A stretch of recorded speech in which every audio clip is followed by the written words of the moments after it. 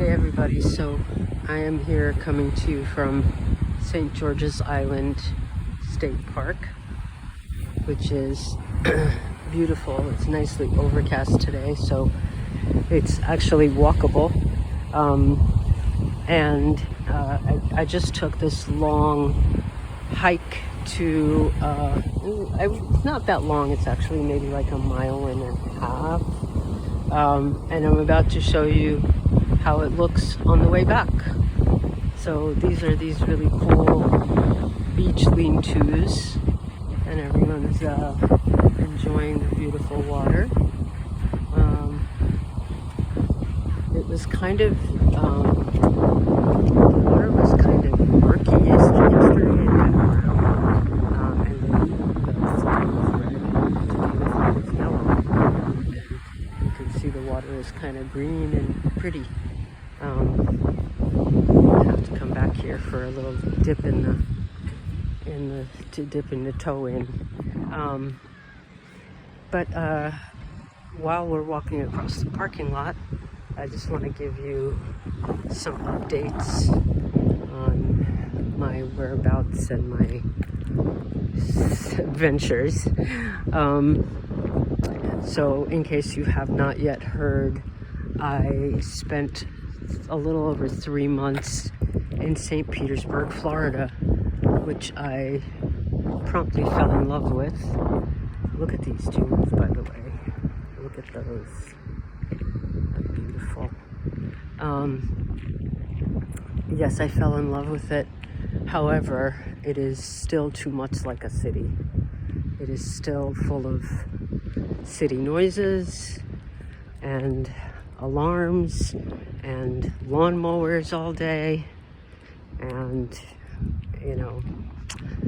they unfortunately got hit pretty badly by the storms as well, and so there's lots of repair going on, which probably isn't fair for me to say that it's noisy based on that, but just it's beautiful. There's a beautiful energy there. It's a spiritual and creative place, and I managed to leave there with some of their creativity on my van, which hopefully when I get back I can show you. I don't want to take too long in this video, but here it is. Here's the trail. I'm starting it back up. And you can see the beach behind me. And so April 27th, I had an accident. Somebody drove straight into me, and the cops that came to the scene decided it was my fault.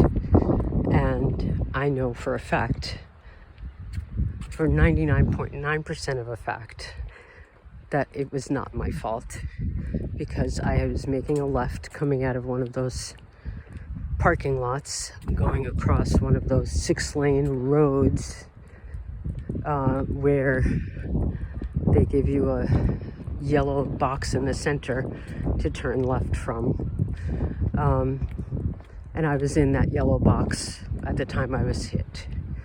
So, but the cops showed up, and while I was talking to the paramedics, the cops decided to blame me and write me a ticket.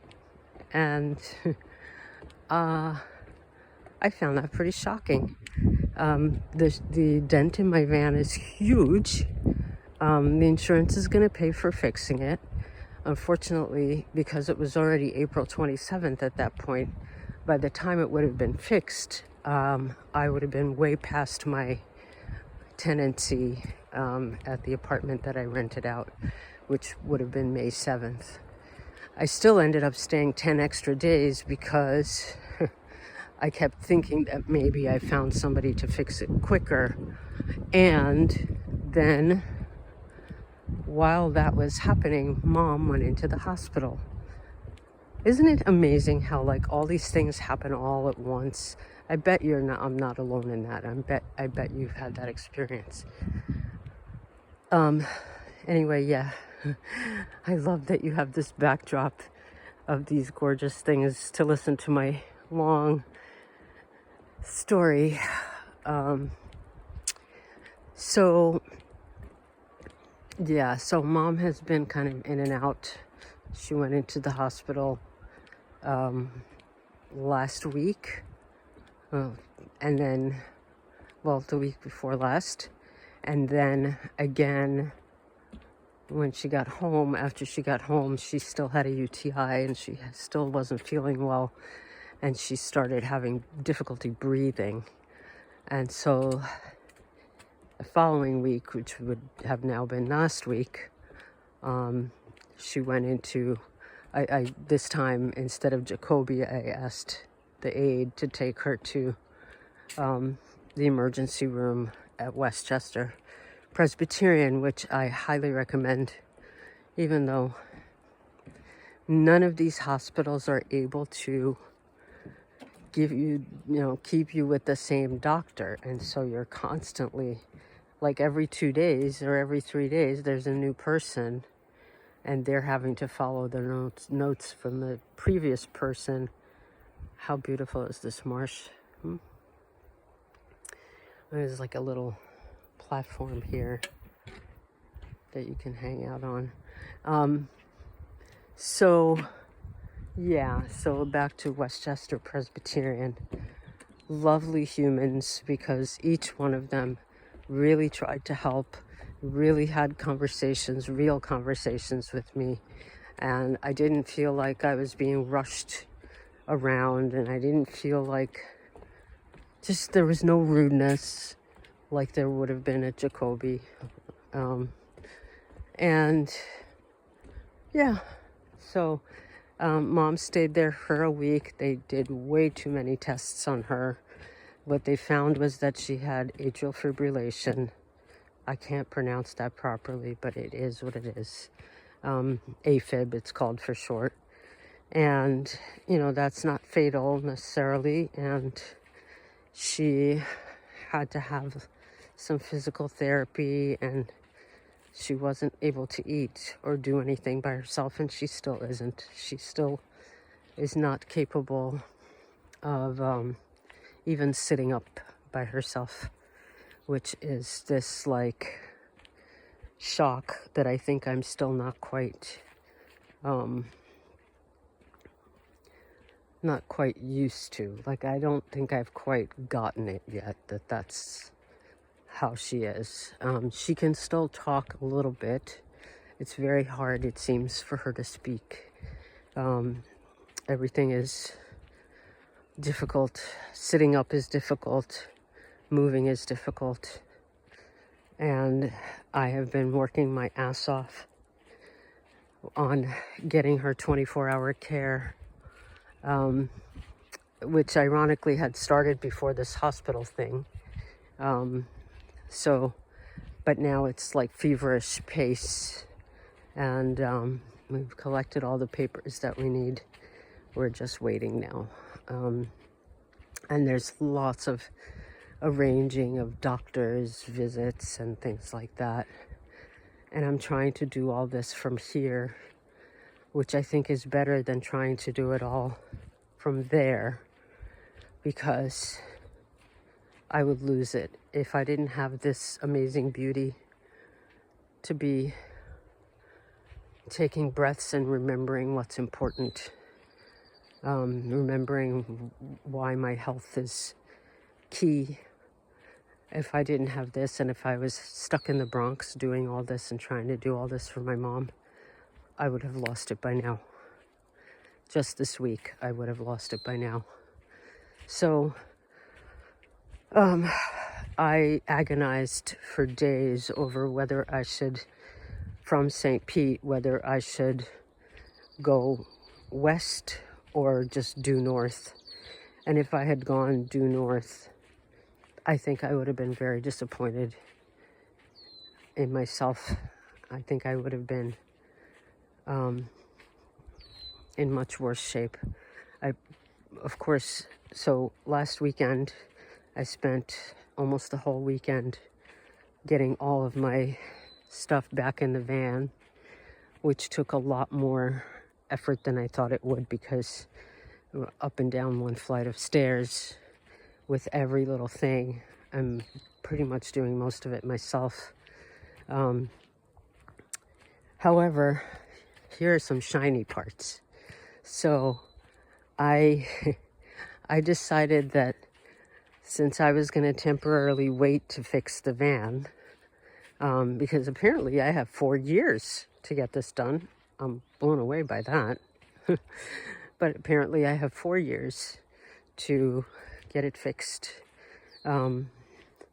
They already sent the money to me, and I put it directly into my account. And I need a bench. And the estimate seems reasonable, but you never know. In a different city, it might be different. And apparently I can get it fixed anywhere I want. What I decided, at first I was thinking, I'm going to get myself a big giant Band-Aid and put it on the side of the van. It's a pretty large dent and pretty scary looking. And it's right in the middle of the van on the driver's side. So I was going to get a big giant Band-Aid painted on the van, because St. Pete is nothing if not murals. There are murals everywhere in St. Pete. Oh my goodness, I've never seen one of these. Look, it's like a daisy, but it has this grass sticking out of the flower part. That's so cool. Anyway, so I asked a friend, which I made lots of friends in St. Pete, I'm actually going to miss all those folks.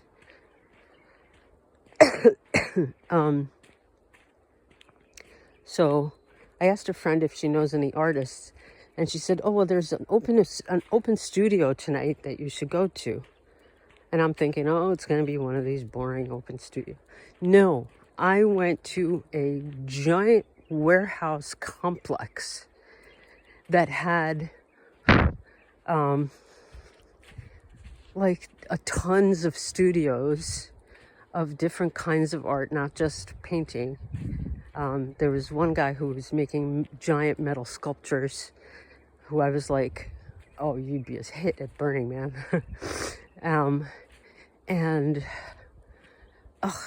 It was amazing. I'm so glad that I went. And I got to meet this wonderful artist who was totally down to do this painting for me. I didn't even know what it was going to be yet. And I was willing to. So the deductible for my van to be fixed would be $1,000. And I have a feeling that I can find a shop that will somehow, make it not happen, that I have to pay the $1,000. And so that's what I was betting on when I said that I'm coughing because I have a cold. I'll explain that in a moment. I haven't gotten there yet. So I basically said I'll pay up to $1,000. And she was totally down with it. And she said, she could do it quickly. And she's totally painted on cars before.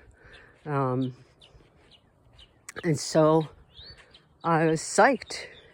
And within 3.5, 4 days of that, I had this amazing painting. I was going to sit down, but I don't really need to anymore.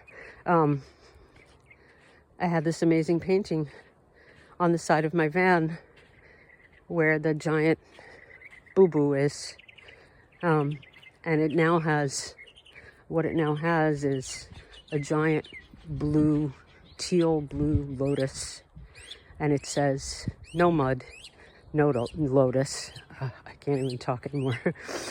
And she even painted the name on the back door, which I am now absolutely certain that the name Perseverance makes absolute sense.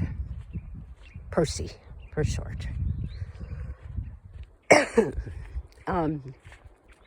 I don't know that I can keep talking because of this is like the end of my cold.